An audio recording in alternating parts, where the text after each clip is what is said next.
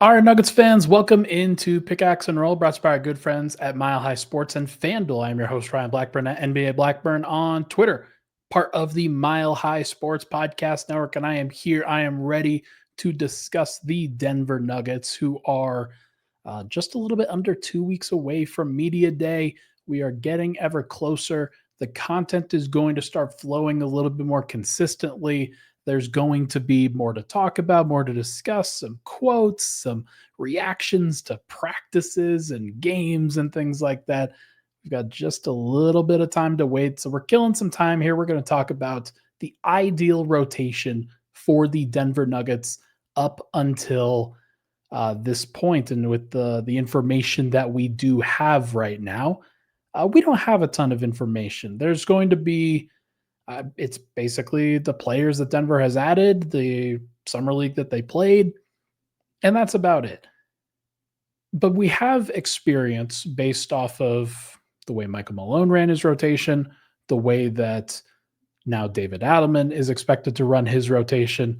He was put in a very difficult situation at the end of the last regular season and into the playoffs. Thought he acquitted himself really well.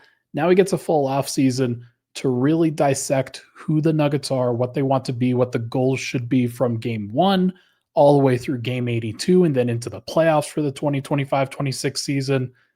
There's a lot. There's a lot here. And I do think that it's important to discuss a lot of the layers that go into making rotation decisions and why Denver's are going to be very interesting. And the title's going to be basically the ideal rotation for Denver's 9 players. I think that that's what they're ultimately going to get to.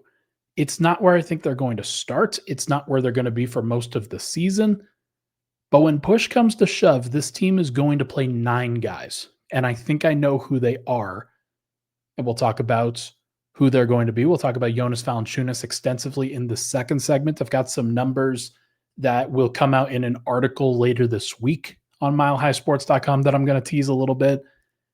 And there are some conversations, especially with the series that I'm doing on MHS, about the rotation kind of in reverse order. I've been thinking a lot about Julian Strawther and Tim Hardaway Jr. That has been the situation, and Deron Holmes as well, who I wrote as the 11th man for Denver and what I expect to be a 10-man rotation for the vast majority of the year. But Deron Holmes is going to be on the outside looking in if Denver is fully healthy. We don't expect the team to be fully healthy the entire time, and that is important to, I think, factor in here. Denver has the depth. They have the versatility necessary to play a variety of different combinations. They can go with Jalen Pickett as an extra point guard if they really want to get some more ball handling.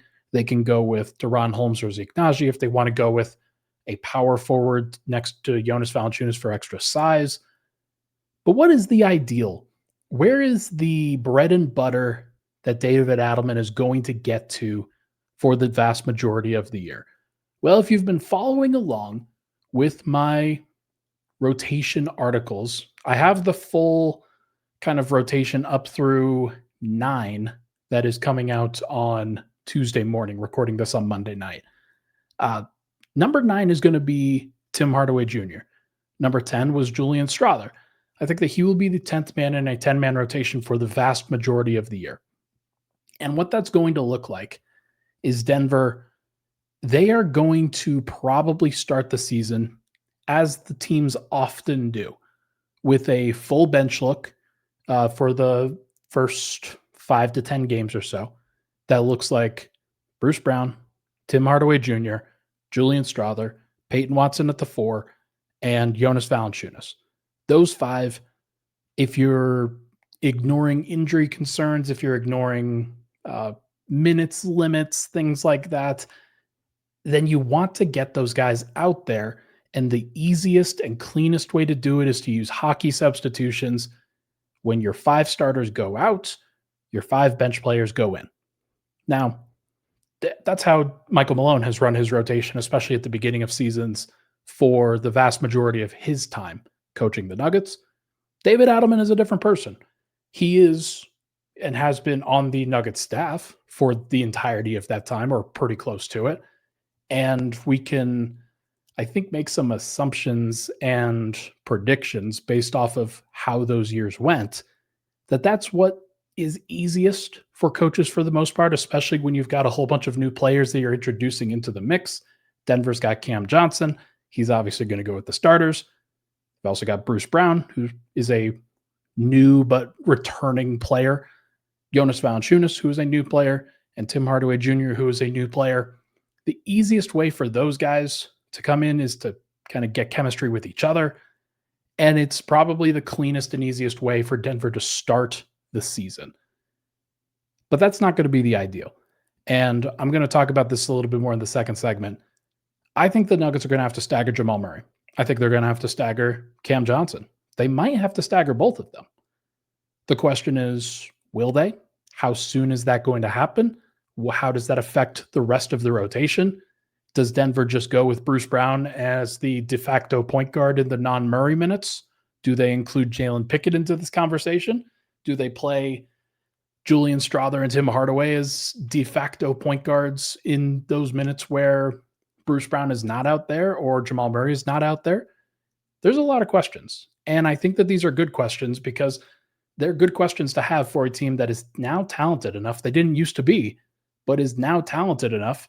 You can start playing around with different combinations and different player types. And yeah, you may have to play some guys out of position, but it's a good thing if those guys are talented enough to make it work.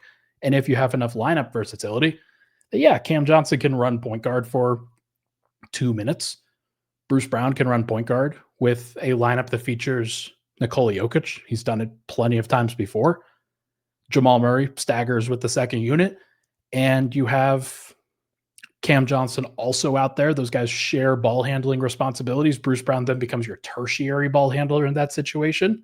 You get Peyton Watson for defense, Jonas Valanciunas for rim protection, and rim pressure, and then you're good to go. Certainly not rim protection for Jonas Valanciunas. That's not, it's more rebounding is what I'm trying to say. But I think that what's ultimately going to happen for Denver throughout the season is what usually happens for all teams, and especially good teams that are playing their players, are trying not to overtax everybody. They open up the rotation. They try to get 11 guys out there, 12 guys out there. They're cycling through trying to figure out who's the best fit for the end of their bench. They're trying not to forget anybody on the end of their bench. The guys that play well in garbage time, the coaches feel an obligation to get them out in the main game, especially if there's an injury. And then it doesn't go well. That's kind of the story for Hunter Tyson last year. These are all things that coaches have to deal with, the situations that they have to navigate, the pressures that they're facing from other agents of various players, and the players themselves who are, if Denver's winning, they're content. If Denver's not winning, or they're not winning enough, then guys start to look a little bit. They look at the situations that they're in. If they get to buy in, if they do buy in, there has to be a reason to buy in. And one of those reasons is playing time. So I'm curious to see how David Adelman handles this situation. But my impression for what the ideal rotation looks like, and I guess I could have put this into a rotation chart, didn't even think about it at the outset. It would be funny if I just did a live kind of transition into, hey, we're going to go to Microsoft Excel now. Actually, you know what? Screw it. Let's do it. Let's see if I can pull up the rotation chart for the Denver Nuggets, but I'll talk while I'm doing it. Denver at this point is in a situation where the non-Jokic minutes have been so bad for the vast majority of their time that they have to figure out a way to solidify that at least a little bit. I do think that the best way for them to make that happen is to play their starters with the bench guys, is to not just play a full bench unit. We've seen that before. The conversation that surrounds Jonas Valanciunas is what it is. We'll get to that in just a little bit. But if you play starters with bench guys, if you are staggering starters, it makes it so much more difficult to actually have to try to figure out, okay, here's what we're going to do to make sure that 10 guys are playing. Well, that means somebody's playing 4 minutes, somebody's playing 5 minutes. And that's just not enough time to consistently make an impact. And if you're a player and you are asked to take one shot during that stretch, you asked to make a really tough defensive rotation during that stretch, things don't go well, makes you look bad. You're wondering, well, coach, I would look better if I was being featured at least a little bit better. That would make it a lot easier. It's a little bit difficult. So, okay, you know what? Let's build the rotation. Let's see what this looks like. I'm going to try to do this live. I wasn't really expecting to do this. Folks, you get to peek behind the curtain a little bit. This is what it looks like when I am building the rotation. This is what it looks like, and it is not glamorous. It is probably not as impressive as you were thinking, but it is a Microsoft Excel sheet, and this is what it often looks like when I am doing this. I haven't updated this thing in a while, but fortunately, there's no real need to do so. You see, okay, starters, rotation, reserve, inactive along the left side, and then point guard, shooting guard, small forward, power forward, center. So right now I have it as a 10-man rotation. This is what it looks like if Aaron Gordon were to stagger with the second unit. There's something to be said for that because, like, hey, maybe Deron Holmes is the 10th man in this situation. You want him to play with Jokic. You don't want him to necessarily play with Jonas Valanciunas the entire time. It's a lot of pressure to put on a young player. You want a veteran out there, but it does put a lot of minutes pressure potentially on Aaron Gordon. What if his section during the second quarter and his section during the fourth quarter extends a little bit? Denver's in the close game, and David Adelman just decides, we're just going to keep you in there. And then that's how you suddenly go from a projected 30 minutes, like I have Aaron Gordon here, to a potential 36 or 38 minutes. And you do that too often, and guys get tired. Guys go from the yellow into the red. You have to start resting guys. It's not awesome. This also is what I currently have with Julian Strawther on the bench. And that's not exactly awesome if you are expecting big things from Julian Strawther. I am actually expecting big things from Julian Strawther, so I'm going to change this. We're going to throw Peyton Watson in the power forward spot. We're going to throw Julian Strawther into the small forward spot. And we're going to move Deron Holmes to the bench. And we're going to do this live. We're going to re-edit this chart. And we're going to try to do it with 10 guys. And I'm going to show you exactly what the issue is. So you do this. You have everybody play about 7 minutes. Bruce Brown comes in. He's going to play next to Jamal Murray for just a little bit. Christian Brown goes out. And then, Cam Johnson stays out there. Aaron Gordon stays out there. Nikola Jokic stays out there. Then you get Peyton Watson coming in. He'll come in at the power forward spot for Aaron Gordon, while Julian Strawther comes. Actually, we're gonna go and just make sure that everything's all good here. You got Peyton Watson there. You have Julian Strawther coming in there. And you have Tim Hardaway coming in there. And then Jokic plays for just a little bit longer before Jonas Valanciunas comes in. And then it starts to look like this. And you've got Bruce Brown and in a hockey substitution situation. And you have a lot of guys playing together for a significant period of time. And this works if Bruce Brown, Tim Hardaway Jr., Julian Strawther, Peyton Watson, Jonas Valanciunas, if that is a lineup that you think is going to be successful. But oftentimes what usually happens in this situation, say you're playing the Celtics prior to Jason Tatum tearing his Achilles. Jason Tatum would stagger with the second unit. You've got Peyton Watson guarding him, but then you've got Bruce Brown, Tim Hardaway Jr., Julian Strawther trying to chase around Derek White, Peyton Pritchard, Jonas Valanciunas is trying to guard in space. It looks pretty bad. Denver goes on a 10-2 run against them. Boston goes on a 10-2 run. And then you have to call timeout. You got to get somebody like Christian Brown back in a little bit sooner. And he plays the small forward position. Julian Strawther gets his minutes cut short. Tim Hardaway plays a little bit longer. Bruce Brown plays a little bit longer. And then you get back to your normal situation where these guys would play a little bit more. Actually, we're gonna do this, and we'll just copy it over, and we'll see what it looks like. You guys are probably thinking, "Wow, I can't believe this is as awesome as what you've got going on here." So let's say Peyton Watson looks a little bit. Actually, no, we'll drag this a little bit. We'll say that Peyton Watson plays a little bit longer, and then Jokic comes back in a little bit sooner because that's the button that any coach would play. Jokic comes back in. And then we're going to copy this thing and we're going to say, yeah, that's about what happens for the second half, except Jamal Murray is going to come back in a little bit sooner for Tim Hardaway Jr. We're going to go with a look like this. And that's what that would ultimately look like. And then you add this up. All right. Jamal Murray just played. He missed 8 minutes. He missed 14 minutes, so he's up to 34. And Christian Brown is at about 32. That's what that looks like. You've got Cam Johnson at 32, Aaron Gordon at 32. Jokic is up to 36. That didn't work as well as you would hope. I just realized that this needs to adjust here. That's why that looked a little funky. Bruce Brown, there's 20 minutes there. There's 21 minutes, excuse me. And then you've got 14 minutes for Tim Hardaway Jr., 12 minutes for Julian Strawther, about 16 minutes for Peyton Watson, and 12 minutes for Jonas Valanciunas. There is something off for one of these guys.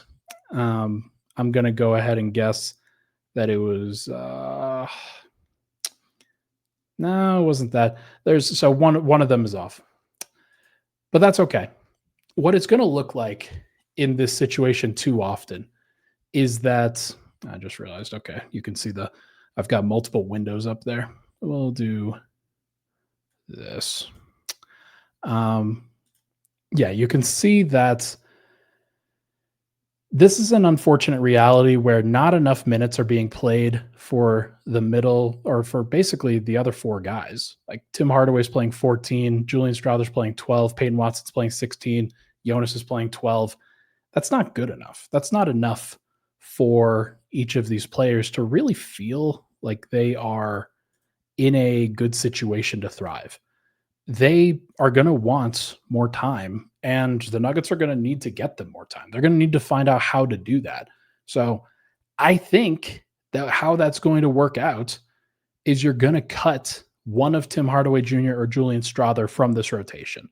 It's not going to factor in Deron Holmes, although he could factor in, he's the perfect January and February guy who plays until Denver needs to cut down their rotation again. And you get him as much experience as you can until you really have to start winning. The same could be said for Jalen Pickett in some cases. Zeke Naji, it's going to be difficult to find time to really justify playing him over some of these other guys.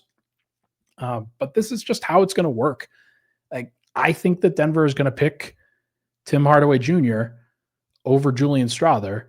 And those 14 and 12 minutes for Tim Hardaway Jr. is probably going to turn for Hardaway and Strawther. It's going to turn into about 20 minutes for Tim Hardaway and 24 minutes for Bruce Brown and 18 minutes for Peyton Watson and 14 to 16 minutes for Jonas Valanciunas. Now, that doesn't necessarily mean that Tim Hardaway is the seventh or eighth man in the rotation. There's potential for him to balloon into that. I have Jonas Valanciunas as the eighth man in the rotation for a reason, but I just need everybody to understand that it is really difficult. Building a rotation is very difficult, especially if you're in a situation where you've done your job as a GM, as a front office, and you get your coaches talented players. Denver has talented players. They have guys that should play. Whether they fit perfectly or not remains to be seen. The fit when they have 10 guys out there is more difficult than if there are 9 guys out there. where one of Jamal Murray or Cam Johnson staggers, maybe even two of them. And then you can get creative with the kinds of lineups that you play that way while giving the other players enough runway in order to feel like they are being seen, in order to feel like they are being given the right opportunity to succeed. So we'll see how it looks. But for now, let's take a break. When we come back, we're going to talk about Denver's center rotation over the course of this past decade of time that Nikola Jokic has been on the roster, as well as what par is for Jonas Valanciunas and the Denver Nuggets backup center position. We'll be right back here on Pickaxe and Roll.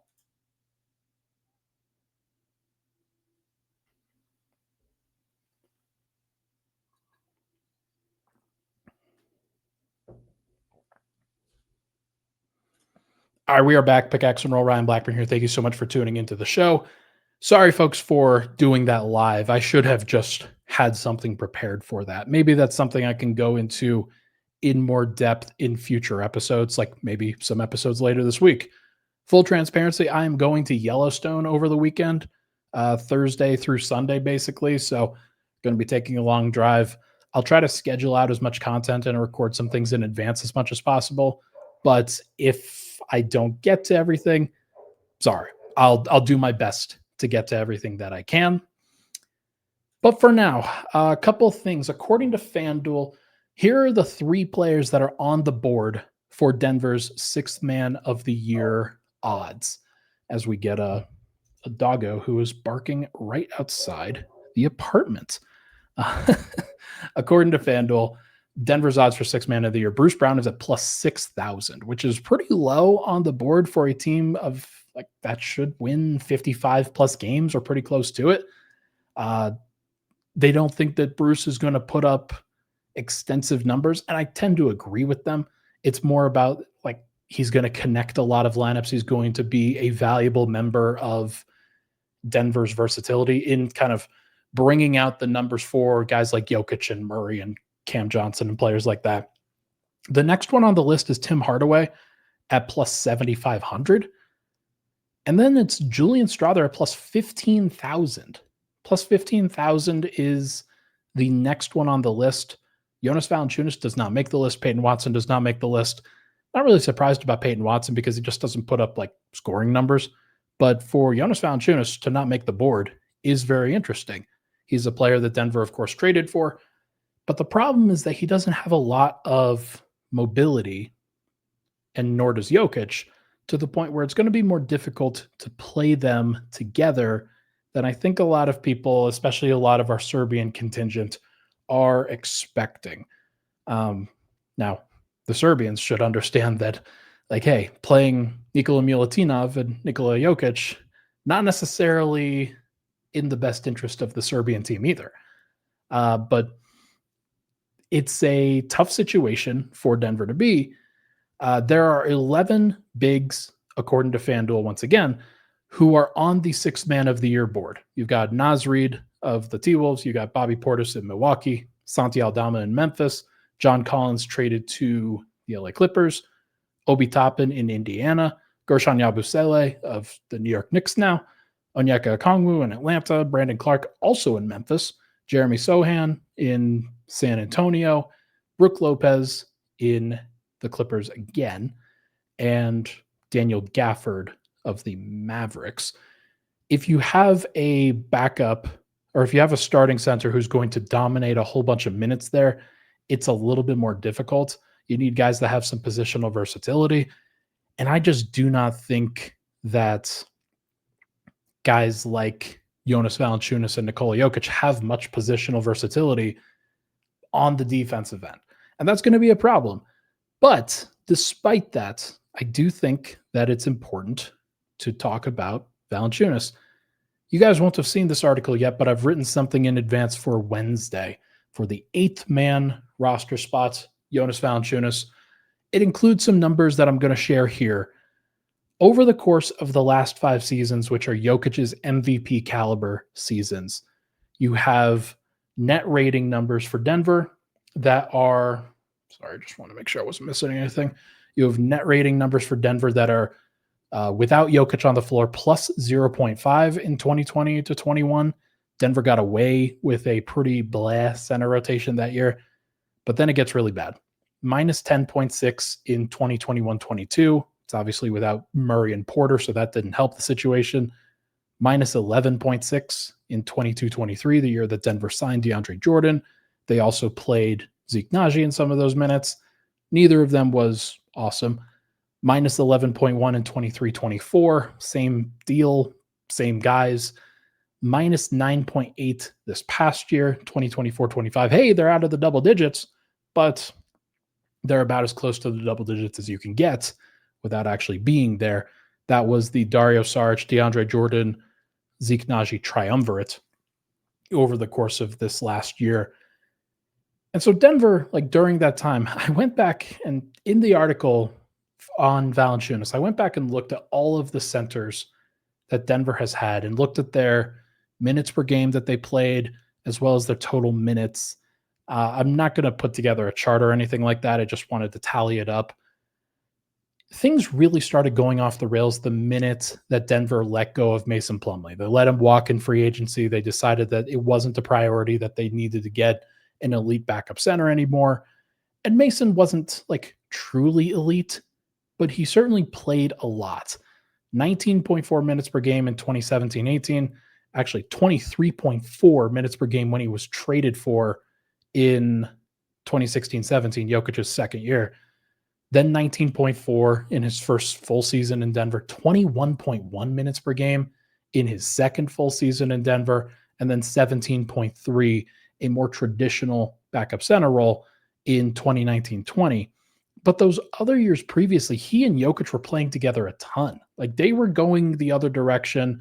When a lot of teams were going small, they were not playing centers together. Jokic and Plumlee were able to do so because Jokic was so good offensively, and Plumlee was mobile as a center, mobile enough to kind of range and cover a lot of power forwards.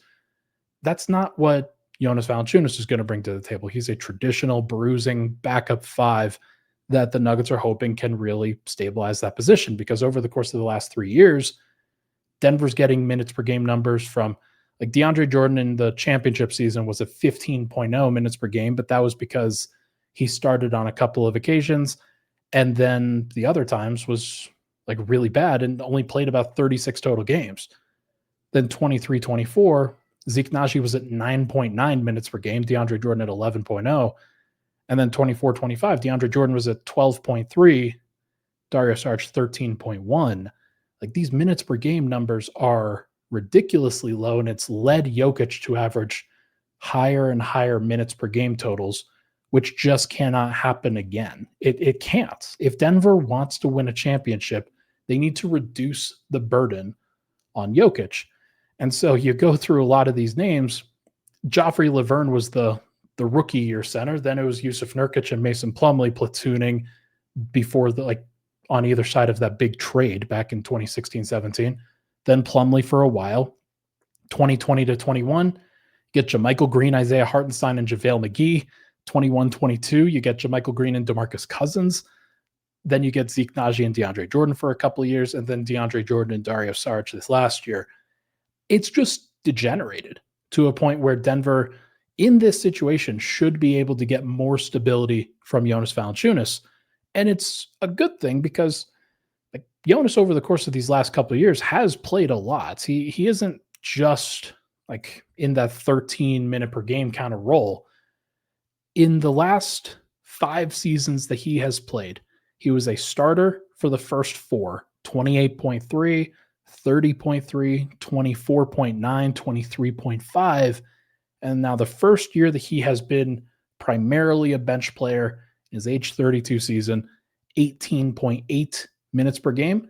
He was at 20.1 in Washington, backing up Alex Sarr, the second overall pick, who was very skinny and not necessarily ready. So he played a little bit more. And then he was traded to the Sacramento Kings, played a little bit with Domantas Sabonis, but really just backed him up and played 16.9 minutes per game.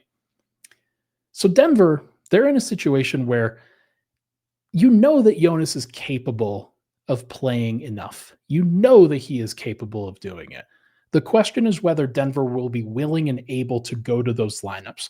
It's one of the reasons why I think that Denver's going to need to stagger Murray and Cam Johnson. It's because the only way to take advantage, not the only way, but the best way to take advantage of the fact that you have a good backup center now is to play your other good players with them and not ask the good backup center to carry the horrible lineups where you get, like, you don't want the Bruce Brown, Tim Hardaway, Julian Strawther, Peyton Watson, Jonas Valanciunas lineups, or even worse, remove one of Tim Hardaway or Julian Strawther there in the name of defense with Peyton Watson, Deron Holmes at the 3 and the 4, or Peyton Watson and Zeke Naji. But really, it's just going to make things icky and complicated, and the offense is going to really struggle, and then you're going to get like run to death in transition, and like weirdly enough, you're going to struggle in those minutes because you don't have another good player on the floor. And I say good, you know what I mean, like a starter caliber player.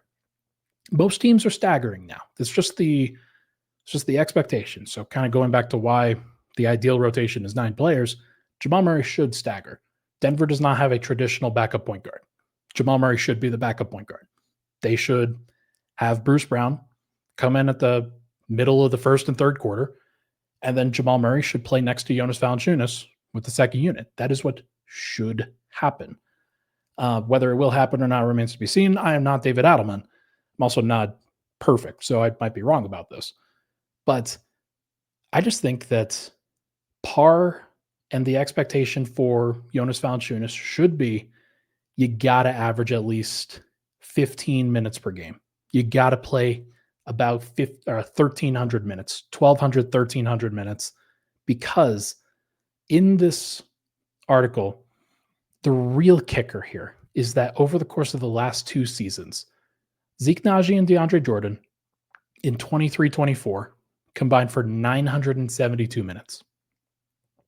DeAndre Jordan and Dario Saric in 24-25 this past season combined for 901 total minutes.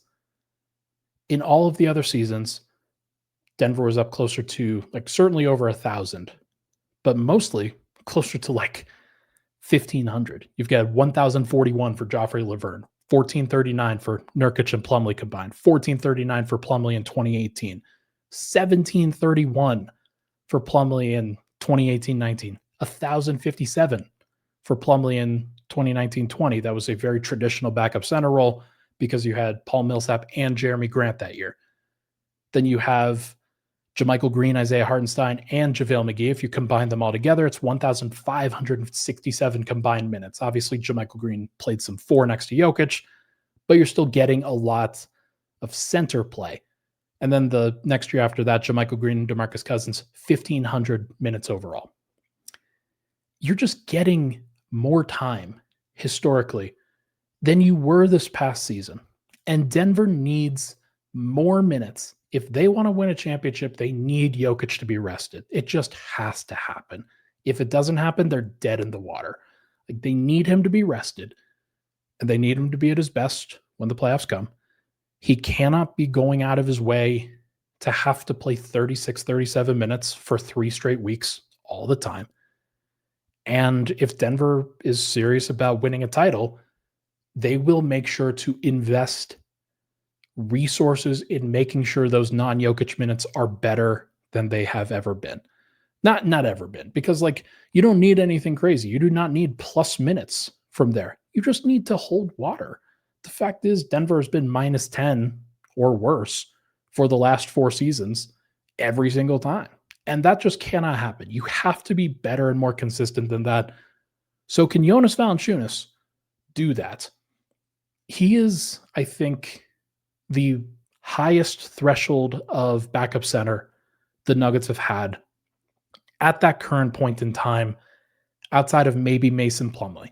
Plumlee was in his prime. He was in a really good situation. He was athletic. He was I didn't love his game. I actually criticized it and got blocked on Twitter by Plumlee as a result. I was also like 21. But he was in a tough situation being Jokic's backup, and we just learned that gets worse and worse and worse the better and better the Jokic gets. So can Jonas pick up the slack when Jokic goes out?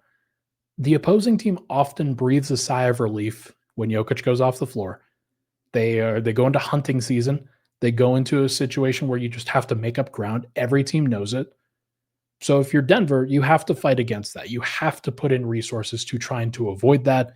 And that might just mean cutting down your rotation by one guy and really locking in with a Jamal Murray, Bruce Brown, Tim Hardaway Jr., Peyton Watson, Jonas Valanciunas lineup and go into town. That is kind of a small lineup, though. So maybe there is something to Jamal Murray, Bruce Brown, Cam Johnson, Peyton Watson, Jonas Valanciunas. Now you get some real forward size there. And you're really cooking with gas because you got two starters there, three different guys that can create. Jonas Valanciunas can be a guy in the middle that can put in buckets and be a guy that you dump the ball into in the post and on seals and things like that. Should be able to handle that with relative ease. And you just need to buy time. And if you can't buy time, Denver's dead in the water, as I mentioned. You have to find it. And for Jonas Valanciunas, it's why I think he's going to be very valuable. Do I think that he and Jokic are going to play that much together? I've talked about this. No. Is it possible? Are there situations where you want to explore it? Are there situations where maybe you want to try it? Maybe. Like maybe it depends on the lineup. Maybe it's, hey, you're facing the Houston Rockets and you know that you're facing a team that isn't necessarily a great spacing team, except for Kevin Durant. If you play Jokic and Valanciunas, does that force Houston to play Steven Adams and Alperen Şengün? Maybe. By the way, Şengün looked really good in Eurobasket. He just did. And really cool for Houston fans. They're going to be a very dangerous team. Like he is the second best player on that team. And by the end of it, Amin Thompson may surpass him because Amin Thompson is that good. But there's just not a lot of teams where it's going to make sense to have Jokic and Valanciunas out there. So maybe Denver does need to take advantage in certain situations and try to get it done. But like most of the time in those situations, those bigs are out there for a reason and they're mobile and they are really putting Denver into a tough pickle, trying to like figure out, okay, which of Valanciunas and Jokic is going to guard Evan Mobley or Jared Allen in a matchup against the Cavs, or it's Şengün and Steven Adams. That one's a little bit easier. Like you just have Jokic probably guard Şengün, and you have Adams battle Valanciunas. But it's tough. Like this is not an easy situation for Denver to be in, but it's a new situation. And I'm curious to see how David Adelman handles it. I'm looking forward to watching the battle for the rotation. Whether Denver tries to keep it at 10 or 11, is it going to cost them wins? Is it going to be a good situation where they're developing?